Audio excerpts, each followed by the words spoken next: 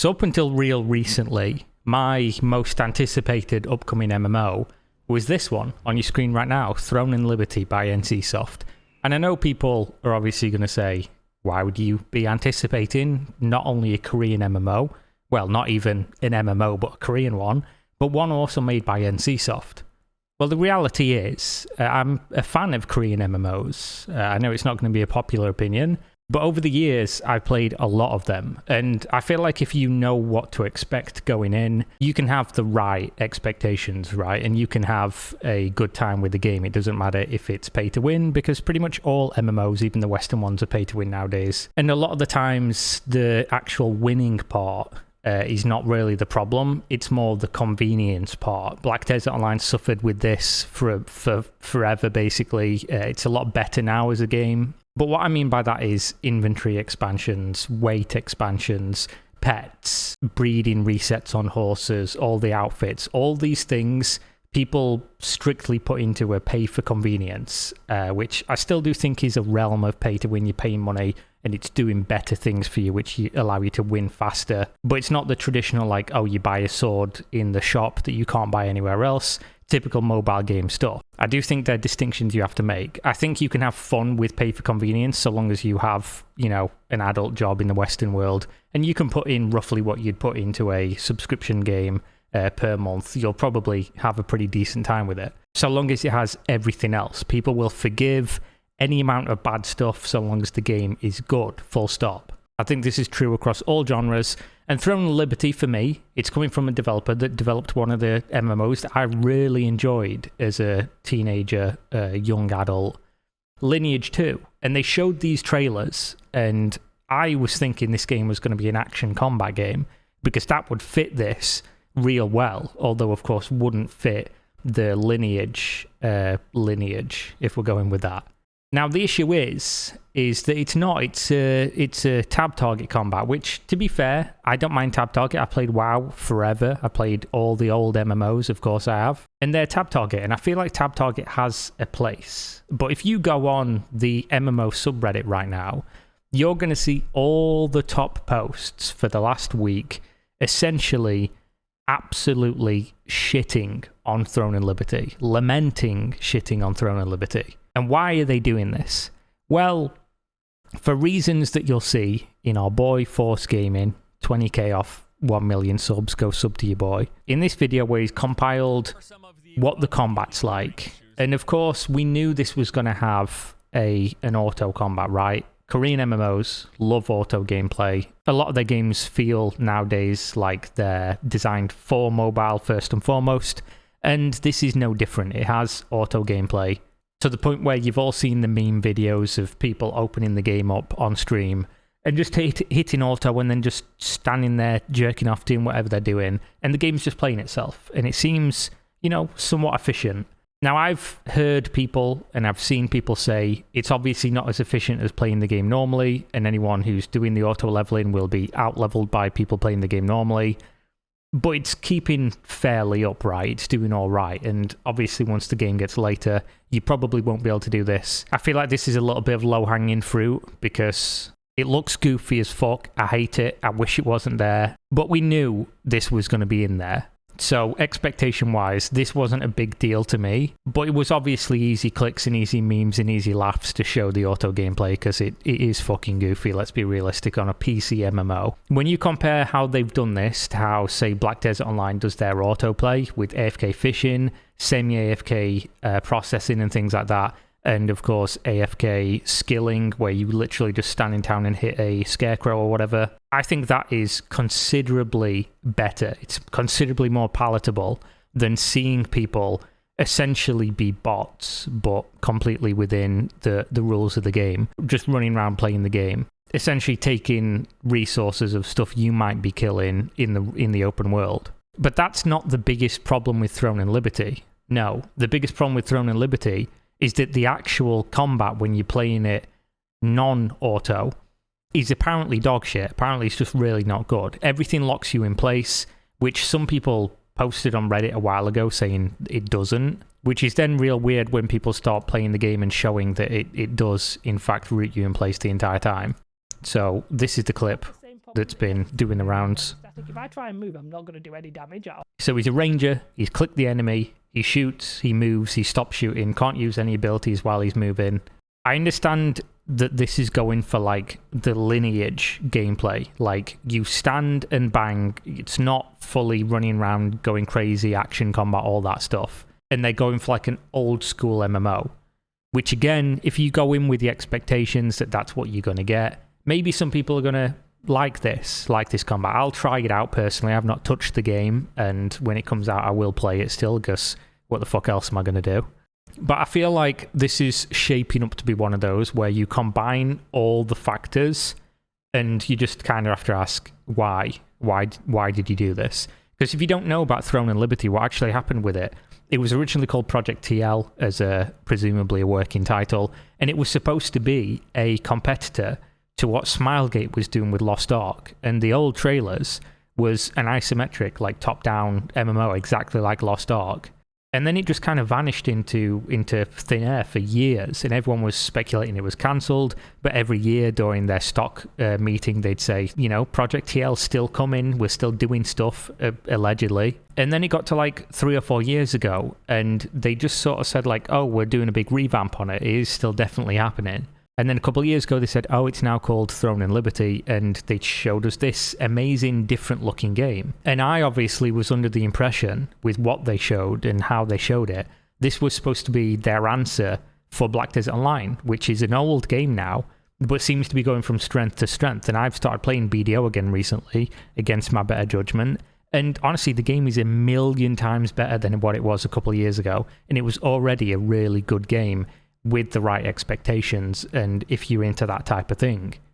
So I'd have thought that a new game coming out that has a ton of money behind it, a ton of history, skilled developers that have made a lot of MMOs, they would have just gone for the BDO market, but in a newer engine with more stuff, and just kind of skip over some of the problems that BDO are dealing with, Pearl Abyss are dealing with the tech debt that they've got with Black Desert Online.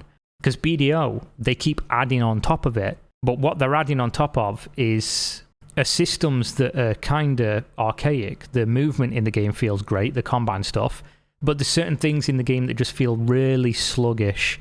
The changing of servers, the load screens, the crashes, sheathing your weapon, getting on your horse. Like, there's disconnect between how fast and fluid the gameplay is and how some of the stuff actually works. So that's where I thought Throne and Liberty was going. They're not. They're going for a real old school experience. And I think a lot of people went into this with the complete opposite expectation. So that's why I think so many people are just completely out on Throne and Liberty as an experience based on what they've seen and based on if they've played it and was expecting it to be more along the lines of BDO. So it's really hard to get a read on whether or not people are overreacting, and it's the loud minority of people who this game wasn't for, it was never going to be for them, and they've gone in and they're saying, oh, this is terrible, or whether it is just as bad as people are saying. And those were the people this was for, and they still have that opinion. It's real hard to tell because there's a lot of noise around this at the moment. And why does that matter? Well, you don't want to go to somebody for a review of something if they don't like the thing in the first place, right? The example I always go to is you don't want to go and get a Kentucky Fried Chicken review from a vegan, do you? It's like when mainstream game journalists review a game, they'll review Path of Exile or an ARPG, but they don't like ARPGs, and then they say, oh, this game, I don't like it. Why does their opinion matter if you are somebody who does? So that's kind of the problem with the social media post right now, which, as you can see, there's a lot. We're going to go through a couple right now. Throne and Liberty is the biggest crap I've played since Bless Online. That's a fucking damning indictment right there.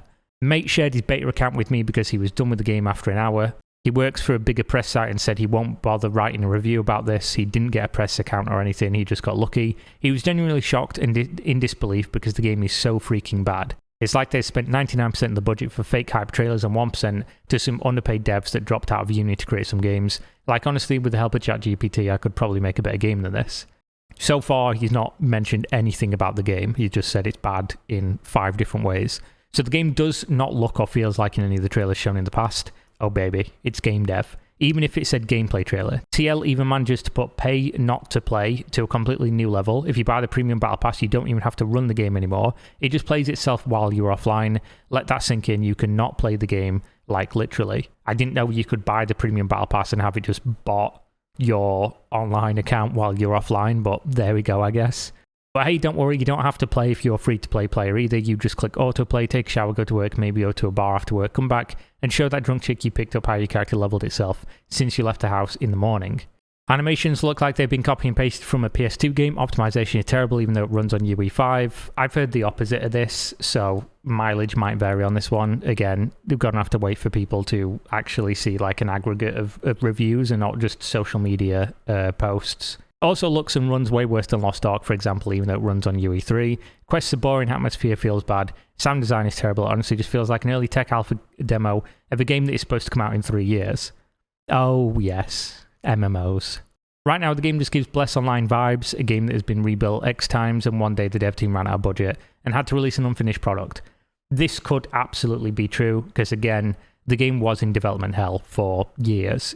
I feel like it was a decade ago that I heard about Project TL, and it was a totally different game. But considering it's on UE5, and it's been multiple years since they apparently changed direction, you would have hoped that it would have been much better, especially considering they're calling this their flagship PC MMO, which they've not had in a while. If you think about NCSoft, right, they had like Wildstar, let's not talk about that one, Guild Wars, but it's by another studio, Aeon, Blade and Soul, and then they started like making the sequels to those games on mobile because mobile just makes more money. One thing I will say that is a real big shame about this is if this game comes out and it flops, not only will I obviously be unhappy about that because I was looking forward to playing a new MMO, even if it has problems, even if you have to adjust your expectations to enjoy it, because some of the content does look cool, but it's going to suck from the aspect of, will they now, knowing that this failed, put money into and time into developing another,